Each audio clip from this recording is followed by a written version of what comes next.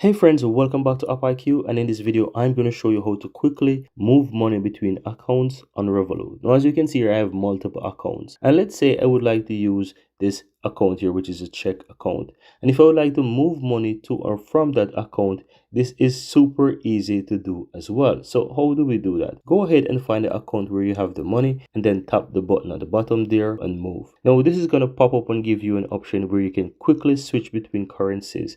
As you can see, it shows you which currency is at the top and which currency is at the bottom, and you want to go ahead and find the currency that you have some cash on and the account that you want to switch to as well. So in this case, for example, I don't have any cash on the British account here, and all I would have to do if I want to move some money from that is to go ahead and type that figure. So I will go, for example, and I will type in 2. So as you can see here, it will show me that £2 is going to be taken from that account, and it shows me the value or the figures are the equivalent to how much I would receive in the check account. If I would like to switch an account, I can tap on the currency there. As you can see here, it shows the currency name towards the left hand side where you have the drop down. You click there and you can switch between other accounts that you want.